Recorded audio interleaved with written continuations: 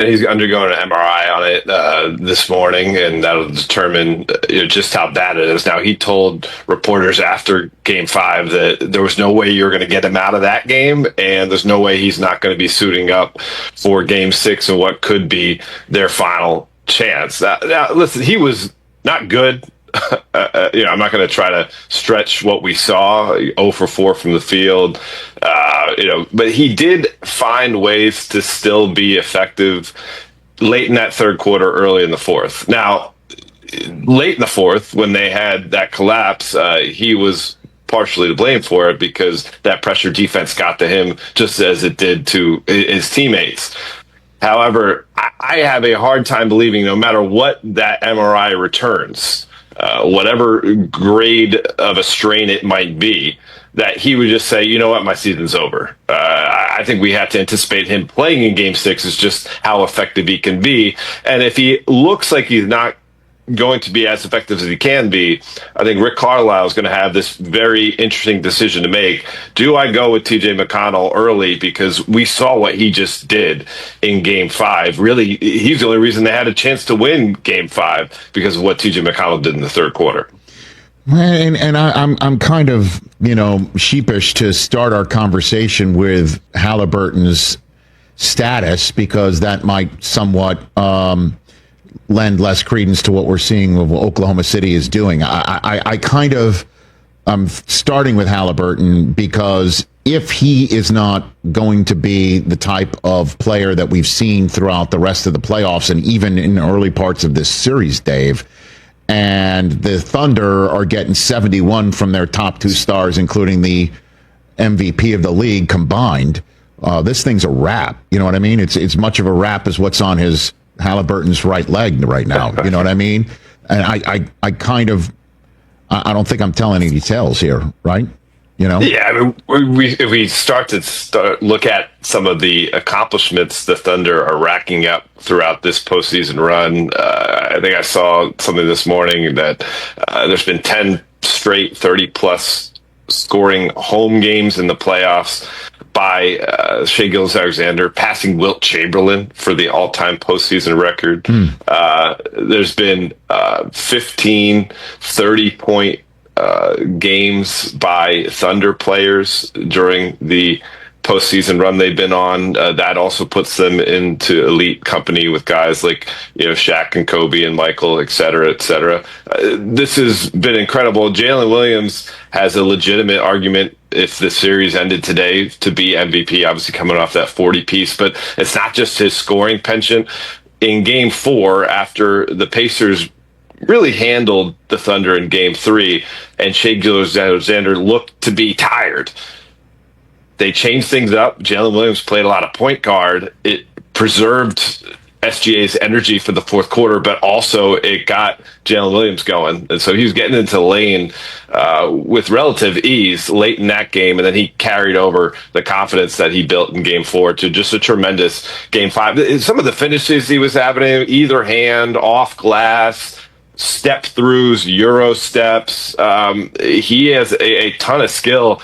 And the fact that we're talking about a guy who's 23, 24 years old, he could be, maybe in line at some point, not just to win finals MVP, to be knocking on the door for a regular season MVP, while they have another guy who's MVP in Shai.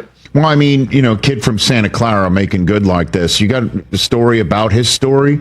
Because now he's as front and center as you can get in the NBA with, as you pointed out, a 40-piece in a pivotal Game 5 of an NBA Finals in front of the whole country. Dave? Well, it's cool that he has his younger brother, Cody, plays for the Jazz. So, we've spent a lot of time talking about the Ball family over the last couple of years. Well, here's another brother tandem that is making their mark in the league. And I did a story a couple of years ago when they were unveiling the Kobe Bryant statue. I reached out to all the guys in the league wearing number 8 or number 24. And I spoke to Jalen about it. He wears 8 because of Kobe. His lock screen on his phone every day as he, looks down at his cell phone is a collage of Kobe Bryant photos. He has Kobe Bryant blankets at his house, figurines, magazines, etc. He's obsessed with the guy, and he recognizes he doesn't necessarily play like him as he's made his bones in the NBA, and he told Malika Andrews this the other day on Countdown, that he just tries to bring the same type of will to win and consistency with his competitiveness every day that Kobe Bryant obviously brought. And he only saw it from afar, but now that he's in the throes of NBA playoff basketball, NBA finals basketball, he kind of recognizes more what the whole Mamba mentality is about. Love it, man. And I appreciated that insight right there in many different ways, weaving your own reporting in with promoting your own network and your better half and what she was able to pull out of Jalen Williams story-wise as well. Well done, Dave. I mean, that was next level. There's something extra in your paycheck as well as when you get home, Dave. I mean, that's really well. I'm very, speaking as somebody whose wife sits in this chair when I'm not here, that was extra special. Let's talk about what's going on outside of the NBA Finals right now. Kevin Durant's in play, yay or nay, and with who? And are the Suns finding it difficult to get what they're asking? Or are they asking too much? I'm hearing so much, and I'm wondering what's going on. Dave. So he's certainly in play, and they will move on from Kevin Durant, I anticipate, at some point. Probably, as early as draft night, when they hired Jordan Ott, their new head coach, who's a brilliant guy, 40 years old, had a lot to do with the success that the Cleveland Cavaliers had this past season. The idea that Kevin Durant's going to be moved on from, and there's the handful of teams that has been whittled down to Kevin Durant's top three, according to Shams Charania. You have the Houston Rockets, the San Antonio Spurs, and the Miami Heat. Listen, I've reported that the Minnesota Timberwolves made an offer to the Suns back around the trade deadline. They maintain interest in Kevin Durant, not only to certainly recognize that he's someone that their star in Anthony Edwards looks up to, but I covered that Western Conference Finals about a month ago, and their offense just ground to a halt. They need more scoring with that group, and if you could do it, the salaries match up for someone like Rudy Gobert. You throw in maybe either Mike Conley or Dante DiVincenzo, and then you can sweeten the deal with Rob Dillingham, who was a highly touted rookie last year, didn't get a ton of burn, but that could be looked at like a high-level first-round pick, a little draft compensation, and then you look around what the other offers might be, that could be as good as any of the others. Now, the question mark is, will the Suns be willing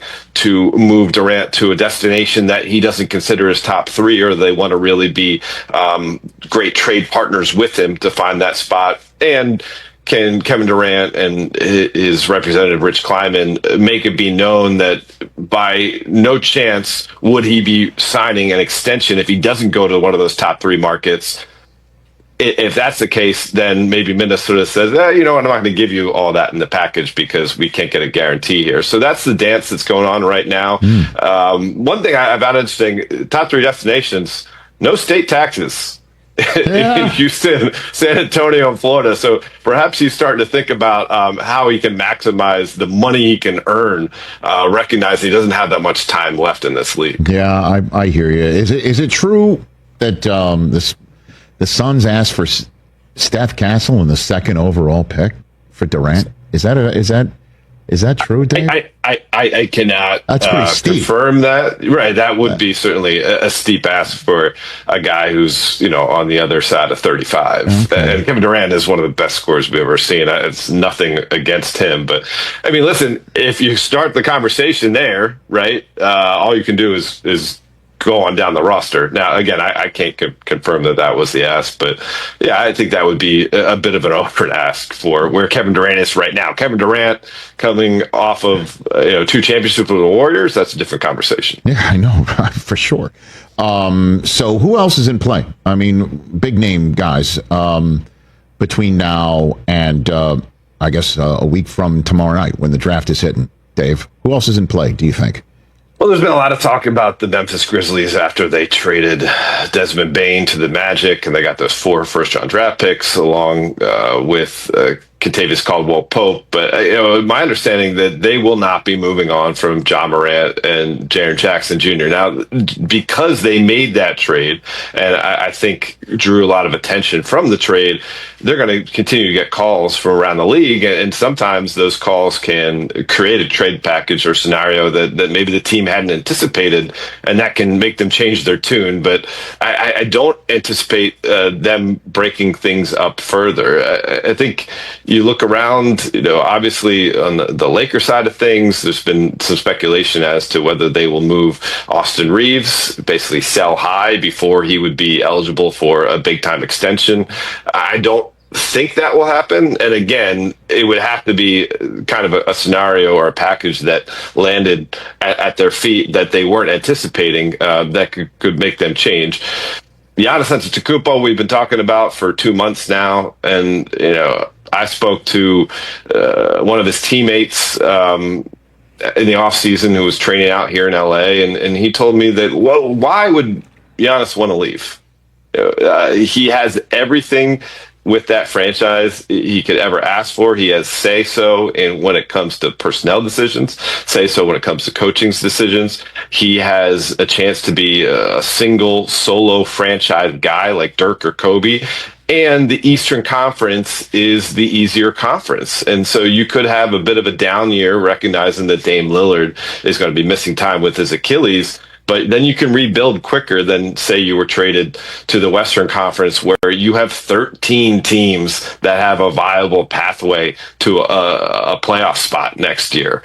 And so, he's someone that I wouldn't anticipate moving. I wouldn't be shocked if he was, but I think we're not quite there yet. And again, what motivation would Milwaukee have to do it? He is the single player that makes their franchise relevant, and he's still young and still has a lot more great basketball left to play, and so that's one I'm not so sure is going to happen. I think as we work our way around the league, I'm keep my eye on the Atlanta Hawks. They had a changeover in their front office. Trae Young, I think there's legitimate questions to be had whether he can be the number one player on a championship contender, and if he's cast in that role he currently is in, it's going to be tough for Atlanta, I think, to really make strides in the Eastern Conference. And maybe either you got to get some more help for him, or you got to move on from him. So those are just a few that come to mind. But listen, we could go through, because there are so many teams that think they have a chance in this parity, even level type of league right now. I think there's going to be a lot of movement, and as we saw with Bane, it could be happening as soon as today. And I don't know if it's going to take Cooper Flagg's drafting by Dallas next Wednesday night to finally get us to stop talking about the Luka Doncic trade for Anthony Davis, Dave. But the Desmond Bane acquisition caused us all to go, really? 4 number ones for him. And not a single, multiple number ones for Luka. You know what I mean? It's just, are we going to continuously take a look at these trades and just always go back to the prism of the shocker from Dallas pocket listing Luka to the Lakers, Dave? I think we will. It will continue to be looked at as one of the more lopsided trade in league history. Now, again, Dallas, let's see how long Kyrie's out with the injury, and obviously how quickly Cooper Flagg acquits himself to the NBA style play. But Dallas has a chance to be really, really, really good next year. And I think that will change the conversation. None of us will forget it, because that will be a reference point for trades for years to come, quite frankly. When you see deals, I mentioned Rudy Gobert earlier, when you see deals like, for instance, when Rudy Gobert was traded from Utah to Minnesota, the haul of draft picks that went for him, I recognize he's a multi-time defensive player of the year, and a consistent performer in that realm of the game, but he's not Luka Doncic, right? So I think those are the conversations that will continue. And listen, I think then it becomes incumbent upon the Lakers to recognize that, hey, we got this sweetheart deal. We better make the most of it now that we got it, because we were able to hold on to that 2031 draft pick. Let's use that to make this team better, so we can maybe make some noise before LeBron James retires. Because for all we know, LeBron James in year 23, in year 22, will be the best teammate that Luka Doncic ever pairs with in LA. Like, so while you have him, make sure you add some more pieces around that group so they can make a legitimate run. Dave, thanks for the time, brother. You're going to go to Game 7 if there is one? Is that what you were saying to us? Okay. Yep, I'll be there if there's Game 7. I kind of feel like we're going to see it. I kind of feeling that way too. I mean, but maybe it's just because we really don't want the season to end, can't quit the season. It really has been quite something, and